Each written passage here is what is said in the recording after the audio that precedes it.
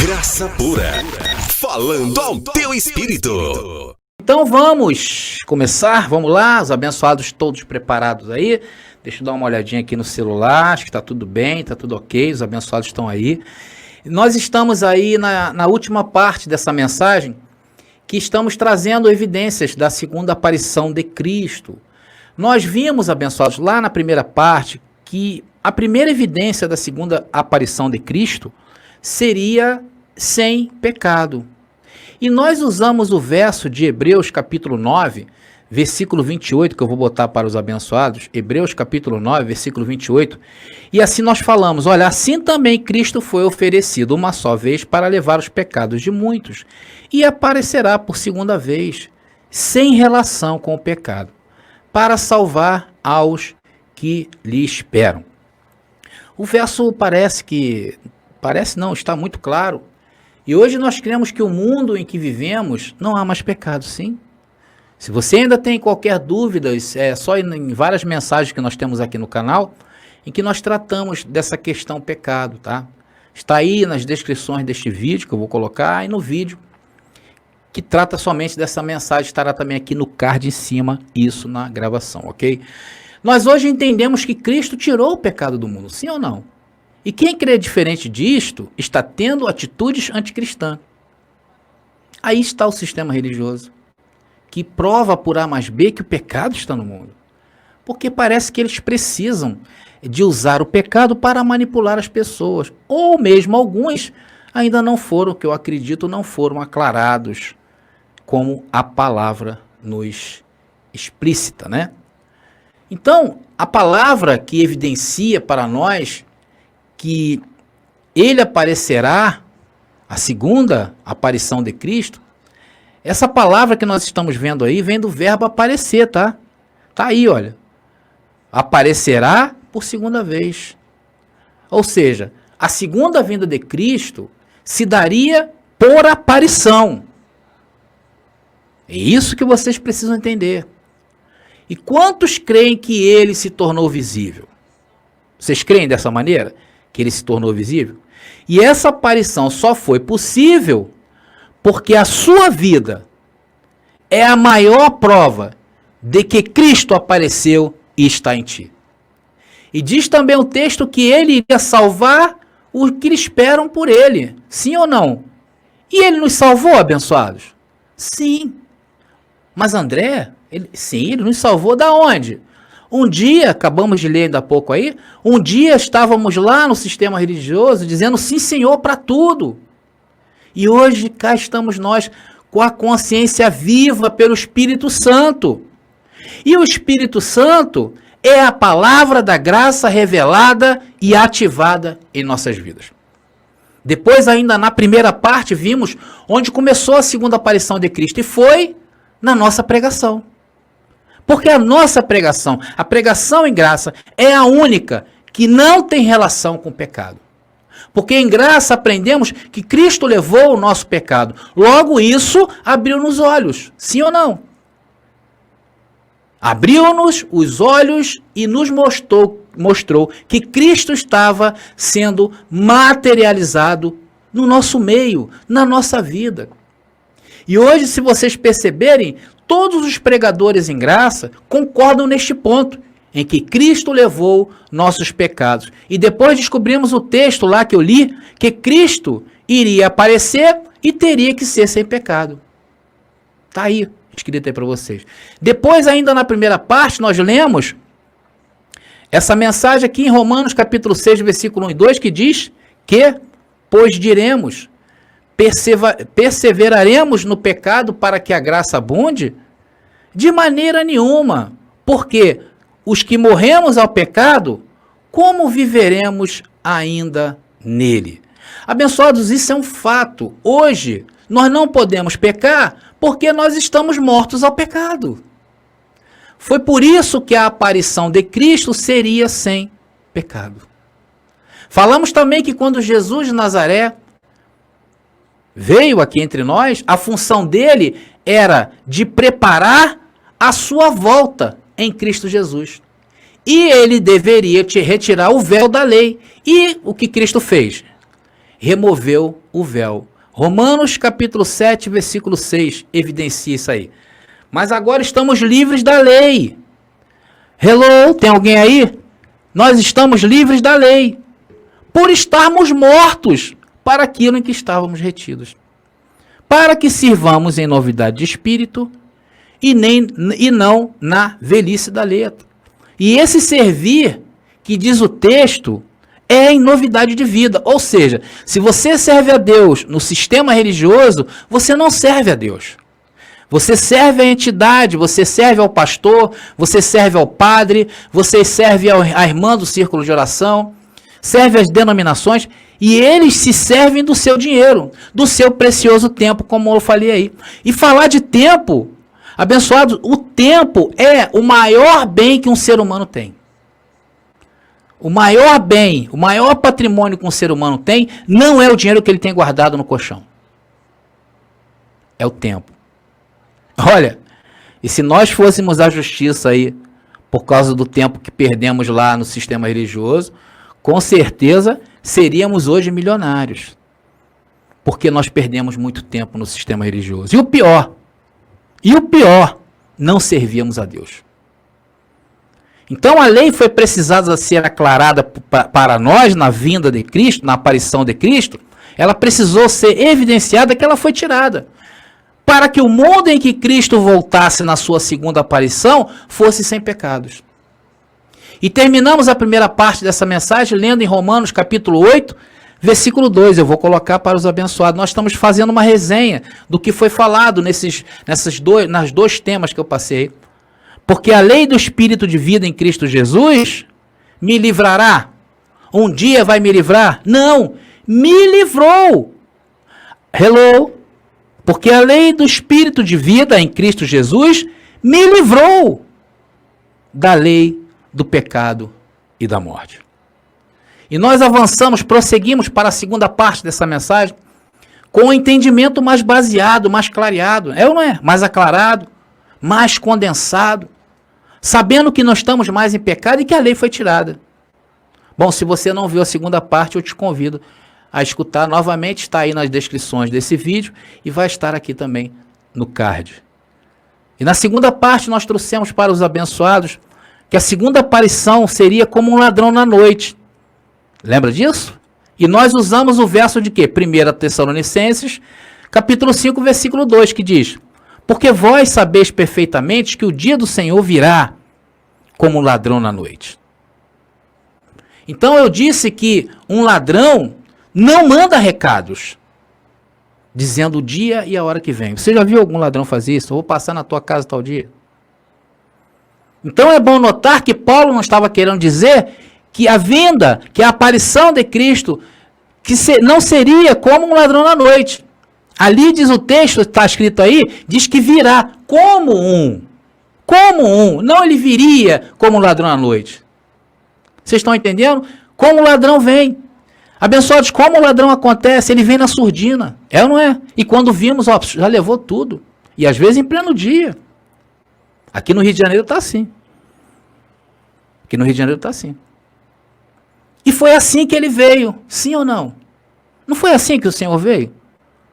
Nós estávamos aonde ontem? Lá no sistema religioso. E religiosamente fazíamos tudo o que o líder falava para fazer. Aceita Jesus. Aí vamos lá, aceita Jesus. Entra na primeira comunhão. Participe da escolinha dos novos convertidos.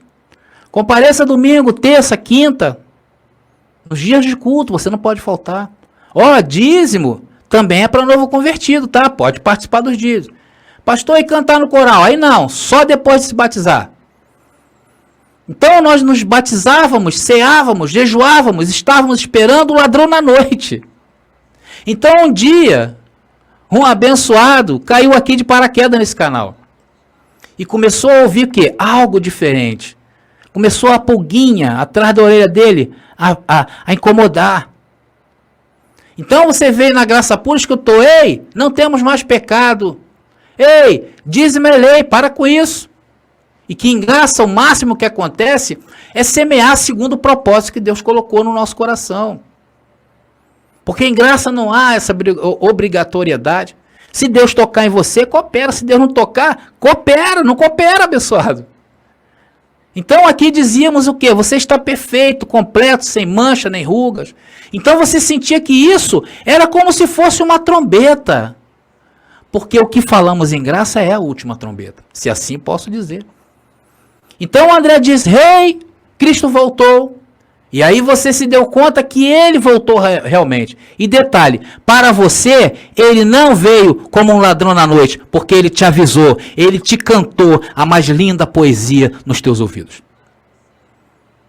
E nós passamos adiante na segunda parte, então passamos a entender porque o sistema religioso não pode compreender as maravilhas da segunda aparição de Cristo na Terra.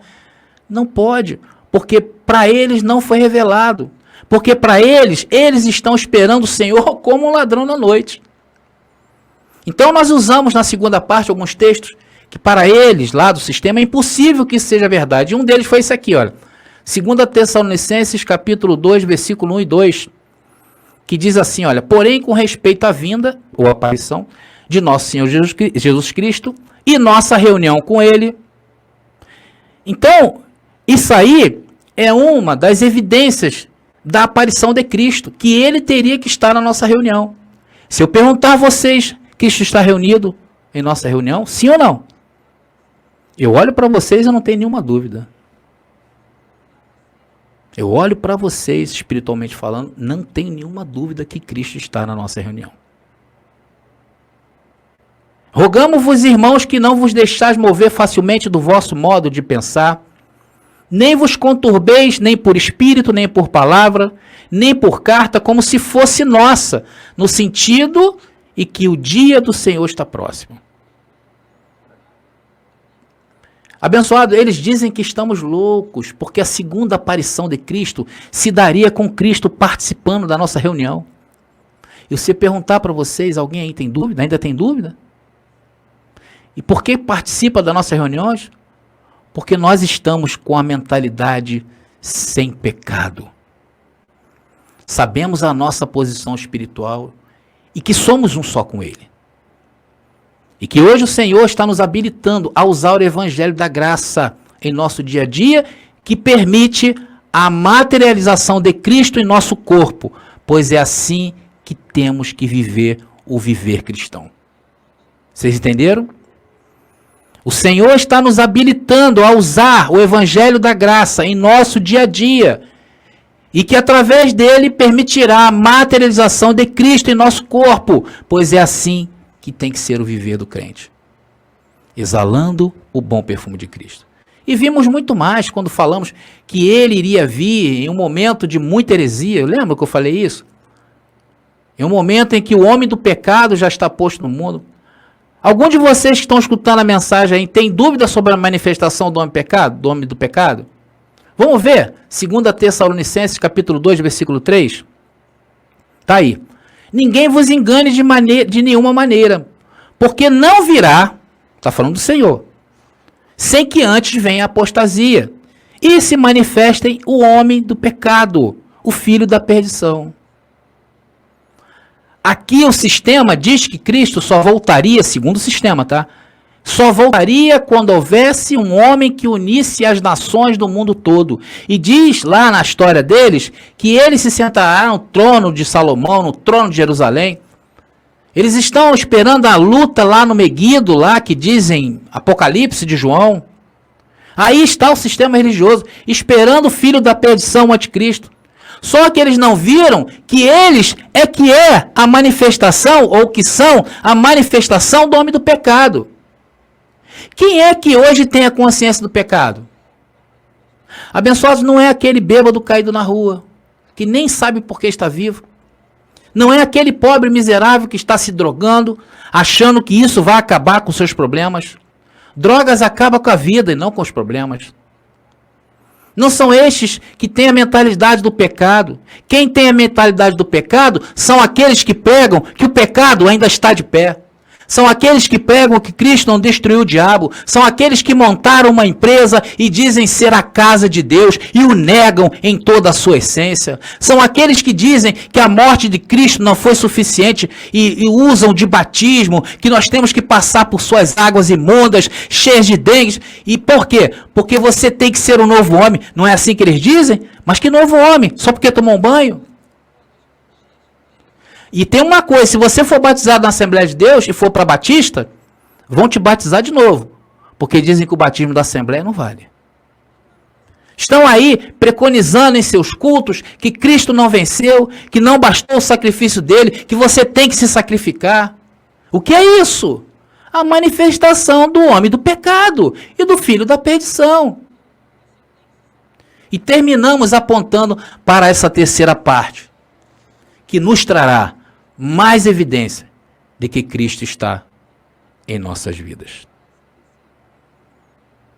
Meus queridos, na primeira aparição, na primeira vinda de Jesus, que foi através de Jesus Nazaré, Jesus profetizou sobre estes tempos de apostasia. Lucas, capítulo 18, versículo 8, que diz: digo-vos que logo se lhes fará justiça.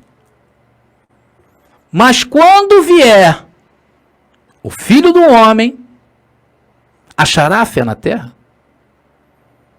Foi essa a pergunta que Jesus de Nazaré fez naquele tempo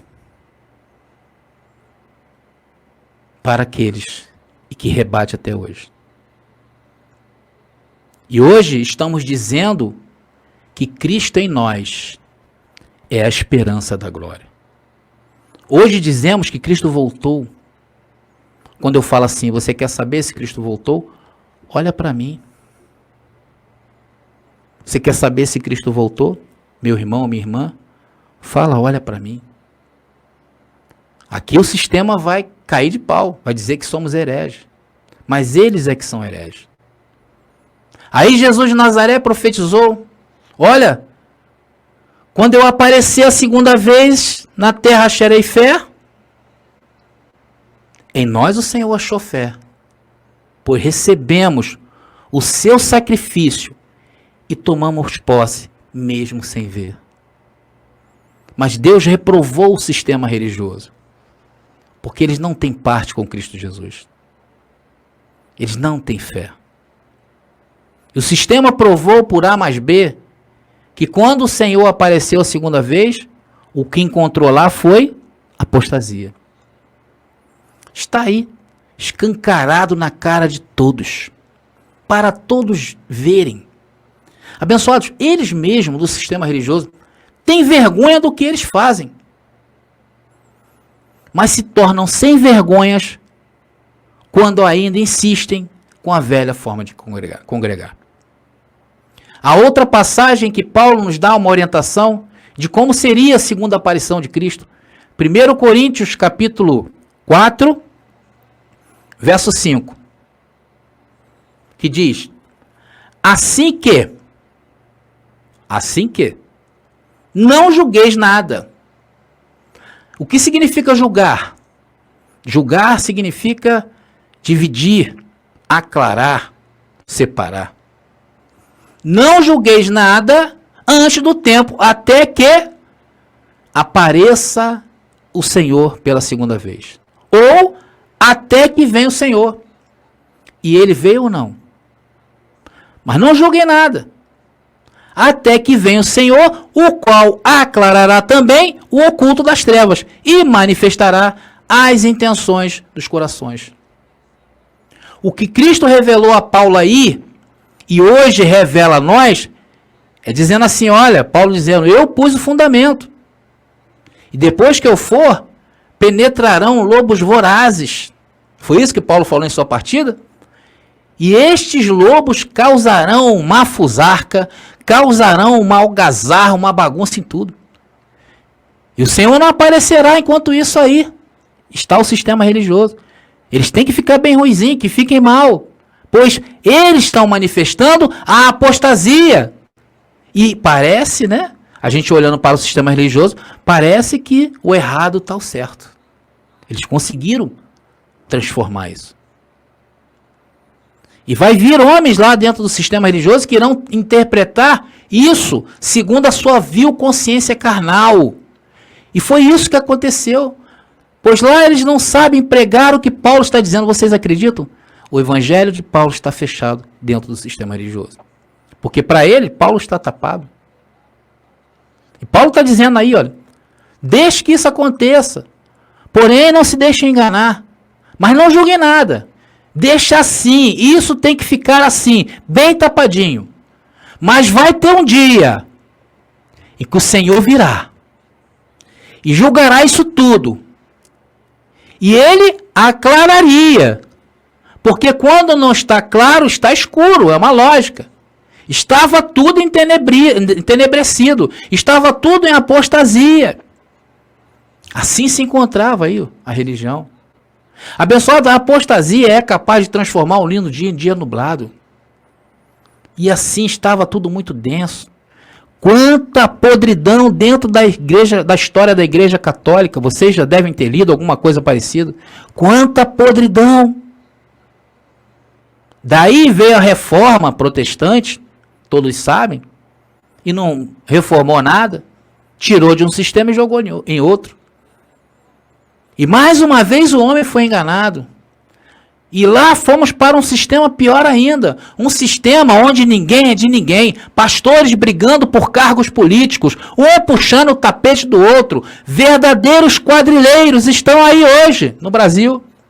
Mas a palavra diz que quando ele estivesse na terra, quando a segunda aparição de Cristo seria visível, ele estivesse aqui, ele iria aclarar o oculto das trevas, as nuvens negras iriam ser dissipadas. E esse aclarar chegou até nossas vidas, sim ou não? Um dia estávamos lá, éramos pastores, e Cristo veio e assoprou. E começou a clarear tudo para nós. E nós éramos do ministério. E o Senhor dissipou as nuvens. E começou a clarear tudo.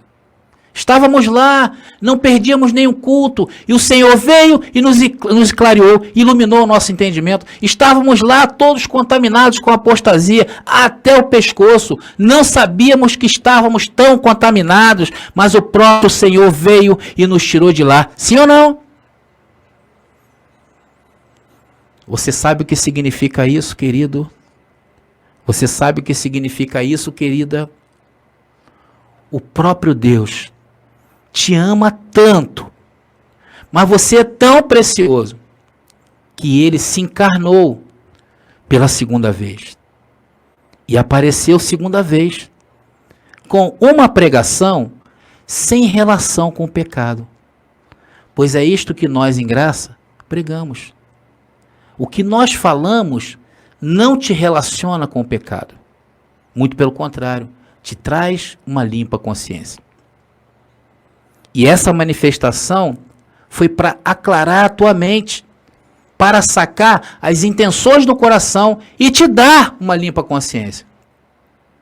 Aí está você agora, reinando em vida, dizendo: Cristo vive em mim e Ele se manifestou em minha vida.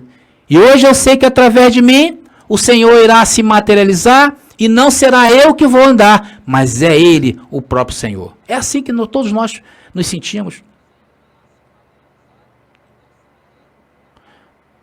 Mas é assim. Não me importa. A mensagem da graça não tem relação com o pecado. E você vai dizer: ninguém mais vai me parar.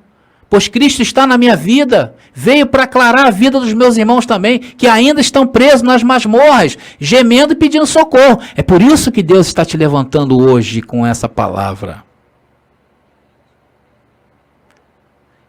Eu já ouvi coisas maravilhosas, eu creio, recebo que você também vai ouvir. Um abençoado me procurou outro dia: André, estou com vontade de me matar. Porque eu fiz algumas coisas no meu passado, eu fui preso, fui prisioneiro, eu fiz lá uma besteira. E hoje eu não consigo me ver bem, André, isso está me causando muito transtorno. Eu estou com vontade de me matar. Eu disse: abençoado, você é um Deus nesta terra. Ei, amigo, você é tão amado, mas tão amado, que Deus veio morar dentro de você para sempre. E ele falava, minha vida passada, André, estava em pecado. Eu disse a ele, não, você nunca esteve em pecado. Você errou e pagou o que devia à sociedade. Você não está devendo nada. E olha, Romanos capítulo 5, versículo 1 te diz que você está em paz com Deus. Foi só isso que eu falei para ele. Abençoado, eu confesso que eu nem sabia o que falar. O que falar diante disso quando alguém te liga e fala que quer se matar? Um mês depois, esse abençoado disse, André, eu estou curado. Eu já voltei até a trabalhar, André. Isso é a volta de Cristo. Eu ouvi de uma abençoada também outro dia, que ela fazia 2 anos que não pisava na rua, porque ali naquela rua havia morrido seu filho atropelado. E em seus braços faleceu. E alguém do sistema disse que ele estava no inferno, abençoado. E essa mulher entrou em depressão. 2 anos sem sair do seu quarto. Foi quando ela ouviu Deus falar. Ei, esse inferno que pregam aí no sistema é mentira. Não existe esse inferno.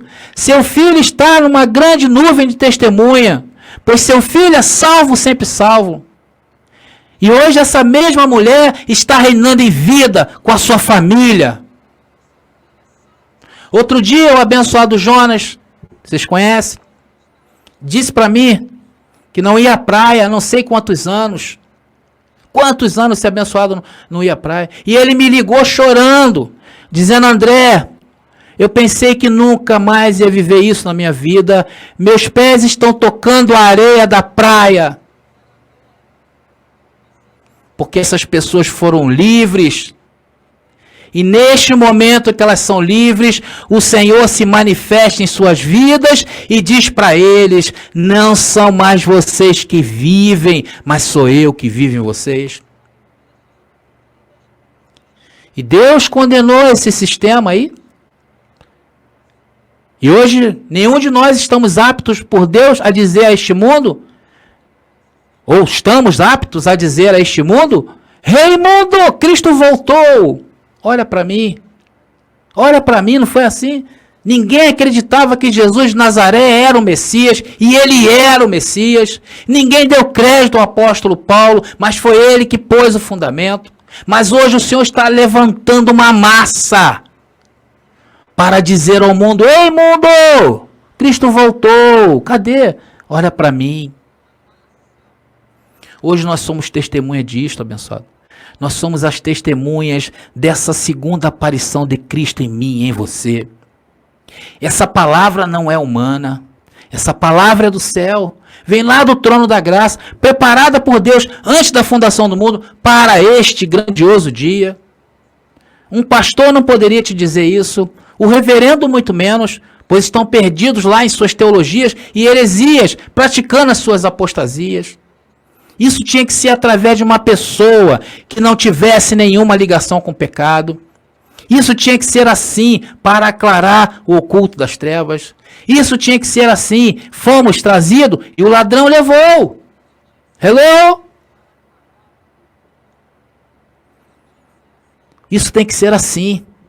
E isso veio através da minha vida. E isso está continuando dentro de você. Essa é a palavra. É uma palavra de conscientização. Uma palavra que fala da sua verdadeira posição espiritual. E para trazer à tona o seu dom, que é o próprio Senhor materializado em ti. Hoje você está apto. Hoje você está sendo aprovado por Deus para ir o mais longe que você puder. E falar dessa palavra com a autoridade de um Deus.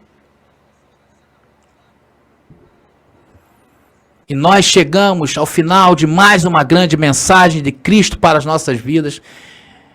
E nós temos que ter em mente, e atenção para o que eu vou falar, nós temos que ter em mente o seguinte, a segunda aparição não é uma aparição mística como o sistema prega. Esse é o grande corte dessa mensagem. Passamos por tudo isto para chegar até aqui. Por isso que você teve que esperar. Porque aqui há um grande tesouro. Milhões e milhões de pessoas que foram estragadas pela religião em torno da volta de Cristo não conseguem conceber isto, porque a religião ensinou que a segunda vinda, a aparição de Cristo, seria algo místico. E talvez até mesmo dentro da graça ainda haja muita incredulidade. Então é preciso que se explique isso. A religião tem que sair de dentro de nós. Esse é o maior corte. Esse é o maior intuito que poderíamos escutar. Isso não é místico. A segunda aparição de Cristo se daria por conhecimento. Hello? Tem alguém aí? Vou repetir. A segunda aparição de Cristo se daria por conhecimento. E para terminar, vamos ler Romanos capítulo 2, versículo 16. Estamos encerrando. No dia, profecia, no dia futuro, em que Deus, quem? Deus, julgará pelo pastor, reverendo? Não. Os segredos. Não pode ser um pastor. Não pode ser um padre. Não. Deus julgaria por quem? Quem viria julgar? Jesus Cristo. O que diz aí? No dia em que Deus julgará por quem é o meio? Jesus Cristo. Jesus Cristo julgaria. Os segredos dos homens, usando o quê? O evangelho de quem? De Paulo. O próprio Jesus Cristo se encarnaria pela segunda vez e julgaria os segredos dos homens, conforme as 14 epístolas do apóstolo Paulo. O próprio Jesus Cristo viria em sua segunda aparição para julgar os segredos dos homens. Quem pregaria? O André? Quem pregaria? O pregador da graça? Quem pregaria é o próprio Jesus Cristo. Naquele dia, apareceria pregando, usando o evangelho de Paulo para julgar os segredos dos homens. E foi julgado. E o que nós fizemos? Reprovamos. O próprio Jesus Cristo faria naquele dia, não se turbem, tranquilos, apostasia, ela virá, não há problema. Mas recebam consolo de que o próprio Deus viria julgar as intenções dos homens. Estão vendo aí que é o próprio Cristo em vocês? É isso que eu estou querendo dizer. E sabe por que Deus faz dessa forma? Para confundir os que não são. Para que os que não são tropecem. Isso é tremendo. Então, Cristo se meteu em um corpo de debilidade, com muitas debilidades, para turbar aqueles que não são. Como pode um ex-presidiário ser Cristo manifestado em sua carne? Como pode uma pessoa que ninguém dava nada, tipo eu, como pode olhar para você, abençoado, e ver Cristo? Mas foi para isso que ele se meteu no teu corpo, para ser pedra de tropeço para aqueles que não são. Porque isto não é para todos. O que você está sentindo, o que você está passando, o que você está vendo, não é para todos. Isto é para aqueles que ele escolheu desde antes da fundação do mundo. Abba, Pai. Podemos dizer isso? Se sinta-se privilegiado pelo Papai Deus. Graça e paz. E até a próxima mensagem. Descontamine-se. Graça pura.